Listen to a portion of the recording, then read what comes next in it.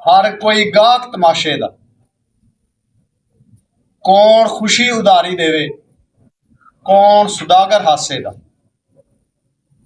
अज दा जमाना जहर सप वांगू घोलदा, ओही डंग मारे जेड़ा मूहों मिठा बोलदा। अपने आप नू यार कहांदे करके वार गंडासे दा, हर कोई गाहक तमाशे दा। दुनियादारी है, लोकां दे मामलिਆਂ ਦੇ ਉੱਤੇ ਤਾੜੀ ਨਹੀਂ ਵਜਾਈਦੀ ਹੁੰਦੀ, ਉਹਨੂੰ ਤਮਾਸ਼ਾ ਨਹੀਂ ਬਣਾਈਦਾ ਹੁੰਦਾ। ਕਿਸੇ ਦਾ ਕੋਈ ਮਾਮਲਾ ਬਣੇ ਉਹਨੂੰ ਪਿਆਰ ਨਾਲ ਮੁਹੱਬਤ ਨਾਲ ਸੁਲਝਾਈਦਾ ਹੁੰਦਾ। ਲੇਕਿਨ ਸਾਡੀ ਇਹ ਆਦਤ ਬਣ ਗਈ ਆ, ਅਸੀਂ ਉਸ ਮੁਆਸ਼ਰੇ ਰਹਿੰਦੇ ਆ ਜਿਹਦੇ ਕਿਸੇ ਦਾ ਕੋਈ ਮਾਮਲਾ ਕੋਈ ਪਰੇਸ਼ਾਨੀ ਕਿਸੇ ਨੂੰ ਬਣ ਜਾਵੇ ਨਾ, ਅਸੀਂ ਬਹਿ ਕੇ ਤਮਾਸ਼ਾ ਦੇਖਦੇ ਆ। ਅਸੀਂ ਉਹਦਾ ਇਹ ਨਹੀਂ ਹੁੰਦਾ ਵੀ ਹੱਲ ਕਰ ਦਈਏ, ਨਾ ਨਾ ਨਾ ਨਾ, ਅਸੀਂ ਤਾੜੀਆਂ ਮਾਰਦੇ ਹਾਂ। ਇਹ ਕੋਈ ਇਨਸਾਨੀਅਤ ਤਾਂ ਕੋਈ ਨਹੀਂ। सोचना चाहिए इस गल दे उत्ते, देखना चाहिए।